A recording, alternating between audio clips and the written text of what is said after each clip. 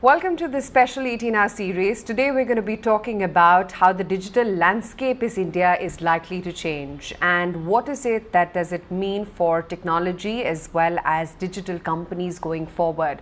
Not today, but not tomorrow.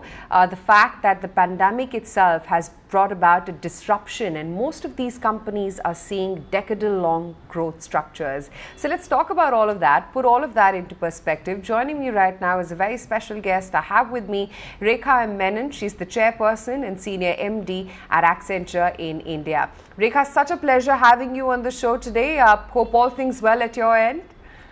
Yes, all good, and thank you for having me here. Great. Rekha, we often talk about this with almost all industry experts across sectors as to how the pandemic has really brought forward digitization. And it seems that we're at the cusp of a multi-year prolonged digital India, if I can call it that, going forward. And as to how companies, be it traditional companies, new age companies, they'll all have to have a digital interface to them. How strong do you think this can really be or mark as an impetus for India's growth story? So let me answer that question in two ways. One, absolutely reinforce what you just said, that the pandemic has accelerated the digital transformation of all companies that was already underway, and both not just companies but companies and economies, right? And we used to see, at least at Accenture, we used to have something called it was called sequential transformation. Where a company looked at different parts of its business and transformed it one by one. And what pandemic did, with all the social distancing and the prioritization of health and the new changed consumer behaviors, so that it compressed the entire digital transformation fairly quickly, right? And we've seen that happen with our clients. We've seen that happen in the economies, as I talked about, right? And we're seeing that happen right here in India. I mean, many of our clients in India, whether it's a Bank of Baroda or a Coal India or Britannia, they're all going through compressed transformation very quickly, right? So that's the compressed transformation. Your second question was really, can it drive India's economic growth? And to me, I see this as a massive opportunity to drive the India's growth, because technology, for as far as I'm concerned, will continue to be a very big enabler of growth. And let me give you a few examples, very quick examples, if I may. If we just look at the manufacturing industry, so technology can improve supply chain, can improve industrial productivity, can improve access to capital, right? If you just see supply chain, for example, did you know that, and I didn't know this till I looked at the numbers, that in India, supply chain and logistics costs at about 400 billion account for 14% of our GDP, compared to the global average of 8%. That actually gives you a competitive gap of $180 billion already. So technology like AI or blockchain and IoT can absolutely help. We're already seeing manufacturing efficiency improve, productivity improve with technology, and we're already seeing better advanced analytics in the financial services sector, improving the access to capital through better risk profiling. So that's one area. Another big area for India economic growth would be really the tech-enabled work. You and I don't have to be physically present, right? And the new skilling models, which are tech-enabled. With that, what we can do is actually harness the potential of all our young and geographically dispersed workforce. Small rural centers, create livelihood opportunities in new areas in technology. We've seen that happen. Healthcare sathis or banking correspondence or even e-commerce delivery, enabled by tech. So one more. The third one, and not the last one, is just the industry I represent, which is the technology industry in India, which currently contributes about 8% of India's GDP. We're seeing a huge growth revival, and currently the industry is expected to be on track to hit about 300 to 350 billion growth by 2025. So these are all just examples of how technology could absolutely be a strong impetus for India's economic growth. Rekha, just to add to that, I'd also want to, drop in a comment here. India has also been able to achieve, more inclusive socio-economic growth as well, purely because of the advent and the penetration of technology. But I want to understand is, do you expect that, this trend is going to continue and, grow only further?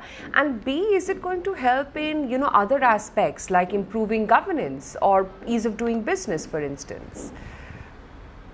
So, yeah, absolutely. I mean, if we have to grow economically, the basic social services, citizen services have to be taken for granted, whether it's education or healthcare or good governance. And the pandemic actually accelerated the adoption of technology during that. We all saw how the digital healthcare services saw an increase during the pandemic, right?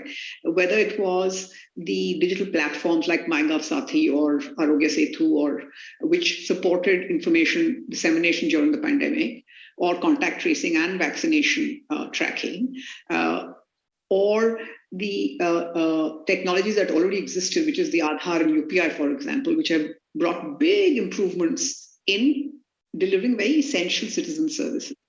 We also saw the government.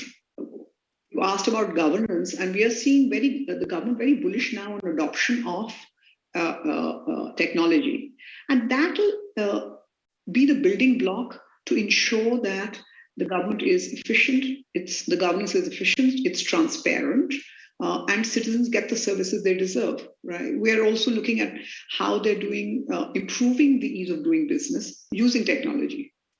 And we have multiple examples of that, DigiLocker, which is enabling paperless governance, or the agri-market platform, which helps farmers track crop prices better. These are all just some examples, but these are all very good signs that absolutely better socio-economic growth, better governance, and more transparent governance will be enabled by technology. And the government is moving very fast on that. The other thing, Rekha, considering you speak with a whole host of industry experts and, in that sense, have an ear to the ground on what various companies and sectors, how they're dealing with the pandemic. One is also, on a company basis, realize that companies need to be more agile. They surely need to have a digital interface. And they also need to be able to provide employees that comfort of working out of home. I mean, who would have thought, say about a year and a half or more back, that you and I could sit in our homes and have this interview going on? And you at Accenture, as I understand, have also talked about compressed transformation of businesses. Help our viewers understand what exactly is this, and what are the kind of big shifts that it's going to lead to, and how companies need to cope up with it now in these changing times. Okay, so yeah, I mentioned compressed transformation earlier because what organizations are having to go all in, right? Earlier you said I'll transform X part of my business, then go to Y, and then look at Z later. That is not happening anymore.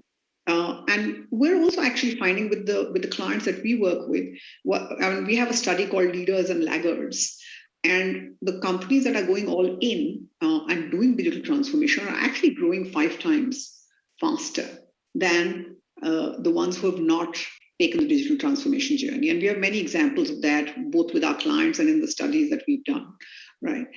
And this is going to be the way forward. And you talked about us being ready, and we were ready. I mean, before we helped our clients, we transformed ourselves.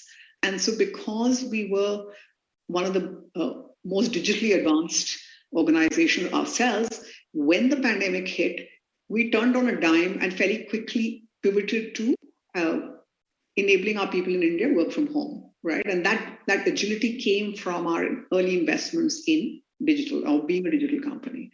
And organizations are going to have to look at that because, as you rightly said, um, this also impacts what the future of work will be. How are people going to work? Is this going to be, are we going to go back? I don't see us ever going back to the old models of working. So, what is the new model of working? What is the new future of work? And that's one of the very important element that all businesses have to think through and are grappling with right now. Everybody is thinking that through, saying, how do I, because it's there's a massive advantage in this because what it does do, it allows you flexibility, it allows for you to access a much richer talent pool, right? I'm no longer location dependent, so I can go to tier 2, tier 3 cities. I can provide flexibility to people. So all of those are the positives, right? But one also has to look at what is the business model? What do the clients want? What works? And it's not a one size fits all. How do you create a culture? How do you bring innovation in? So these are all areas that organizations are thinking through right now. But absolutely, that is the future of work. Yeah. But tell me, Rekha, what are the skill requirements for a digital economy? While, there is at a time like we've been discussing, every company and every person needs to be digitally equipped. But no one talks about what skill sets you really need to achieve that target as an economy. It's a very important question because couple of things. One, if we see the trends, technology is moving so quickly that what you learned 4 years ago is no longer relevant, right? So it's not what particular technology skill one needs. It's more how quickly can you learn it in a modular fashion. So that's point one. Second, um, the what we used to call the STEM to STEAM, right? It's no longer just enough that have STEM skills, but more important, beyond tech expertise, because of the complex work we are doing, because of the kind of customer requirements we have, because we are working remotely, that the other one is the more what was called the softer skills and not so emphasized is coming back in. So the STEM to STEAM skills is very, very important for future, right?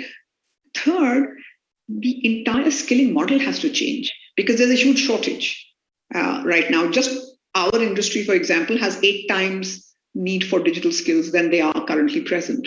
And therefore, one has to change the entire skilling model and say, how do we invest more in learning development of our own people, but also how do we invest in expanding the skill pool, and how do we turn that around on a constant basis? So, I mean, for us, this is one of our biggest areas of investment. I mean, we invest about $1 billion a year in just learning and development, because that is constant learning, constant reinvention is going to be the need for the future.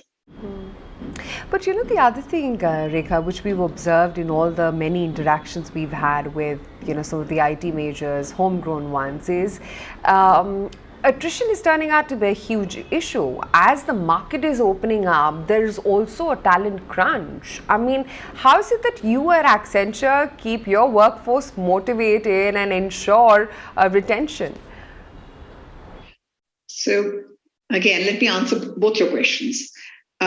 Attrition currently is it's a cyclical period because you're coming back after the pandemic. There's massive growth happening, and therefore, obviously, there is huge demand for talent. And so, from an industry perspective, you see it more as a cyclical trend, which will then taper down. And anyway, all companies are figuring out their own models. Speaking of Accenture, for us, it's not something that we're doing now because we are a talent-led organization, which means that our priority has to be investment in the personal and professional growth and success of our people, right? And it has to be in ensuring that we stay a preferred talent brand in India, which we are. And there are many things that we do. I talked one about the amount of investment we do in learning and development. So people are constantly learning, and we invest a lot in them. Second, I would say is, we have a huge culture of equality because we focused down and said, we're going to provide an environment where everybody brings their best selves to work. And just one data point on that, we took a stand a couple of years ago of saying we'll be 50-50 on gender in 2025. So we are right now in 2021. And I can tell you in India, for example, we are about 45% women overall and about 24% of women in the leadership roles. So we are not just filling the bottom of the pyramid. It's all across, right? So it's the culture, it's the learning and development focused, right? And plus, because we are a large professional services firm and we have the entire value chain across our major industries, 14 major industries, we can really offer a very unmatched career and growth opportunities to our people. So I think those are the example. Those are some of the key ingredients for us. There's, we have market leading policies. We have in India, for example, 3 of our global innovation hubs right here. So our people's ability to innovate, change is very high. We spend a lot of money on research and innovation. So I think all of that adds up. Besides, the bedrock of that is the shared purpose that we all have and the giving back to the community that we do. And that makes for pride for our people. Just in the COVID, for example, we committed to $25 million, which we spent in the last 1 year, whether it was vaccinating 5 million people or providing healthcare support or hospitals and enhancing hospital beds. And that brings a sense of pride to our people, and they're also involved. So I think I gave you a laundry list of ingredients actually, but it all comes together. And it's really this sense of shared purpose and sense of that I can build my career here and I'll be treated fairly. Yeah. Yeah. Interesting takeaway. But the other sort of fallout of all of this growth that one is seeing in IT is also the increase in carbon footprint. And at a time like this, when most companies, or for that matter, even economies, are getting so ESG sensitive, just wanted to understand that how is it that you at Accenture are sort of, addressing the sustainability war, if I can term it as that? So we've committed to our own environmental goals, and we've committed to certain targets. And I have to say, speaking to for India, so we are well ahead on that. And let me just give you 3 data points. Globally, we've committed to plan for water risk globally by 2025. In India, we're already recycling 95% of our water. We've committed to moving to zero waste globally by 2025. In India, we're already at 75% of our goal. So I'm very proud of where we are on our environmental goals. So we've signed up for that and we're very much part of it. And our people want us to do that, and they're helping us and supporting us with ideas on how do we reach our environmental goals. But I have to say that actually sustainability is beyond the environmental impact. And that's something we all need to understand, because often sustainability is equal to environmental goals, because it's really about being a responsible business, whether it's how we write technology, responsible AI, or how we conduct ourselves. It's about how we deal with our people. It's how we deal with the community. That is really about, to me, is to all of us, is about sustainability, right? More than just environment. So, and of course, I spoke to the fact of what we are doing for our people and on responsible business practices. I think we're one of the first organizations which actually has a chief sustainability and responsible business officer who reports directly to the CEO, because for us, it's a key part of our DNA, and it's something that we have to focus on and get right?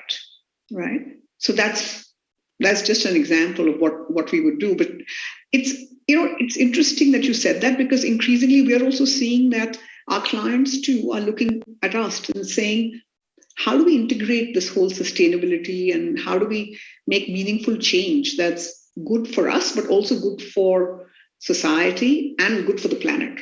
So it's a 360-degree view that we're all beginning to take. Absolutely. Just an extension to the point that you were making, and I gather, Rekha, that you at Accenture are a people-first organization. The way that you've spoken about your employees and how to treat them, that brings me to the thought that the highest contributor to any economic growth is indeed job creation, with sustainable growth in demand. Wanted to understand if Indian IT players, for instance, can you guys be flag bearers on that front in that sense? And could we see a repeat of economic revival like we saw in the past, which was actually led by the IT services growth sector? And of course, do you see the relevance only increasing by the day? The answer to all of that is yes. Really, I do see, as I spoke earlier, we do see a revival. We do see the industry leading the growth. And I talked about the fact that we're already 8% of India's GDP, and we are projecting to grow to 300 to 350 billion by 2025 and take a larger chunk. So that definitely, and leading for that. But for that to happen, and India, for a couple of reasons, India will always be the preferred destination. One, because we're a democracy, very honestly, and that makes for a strong legal base. And that makes for a very good base to start off in order to move business to India. We're a free market economy. We have proven innovation capabilities, right?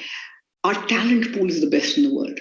So all of those are in our favor, but we will have to get a couple of things right in order to realize the opportunity. One, we have to make the right infrastructure investments.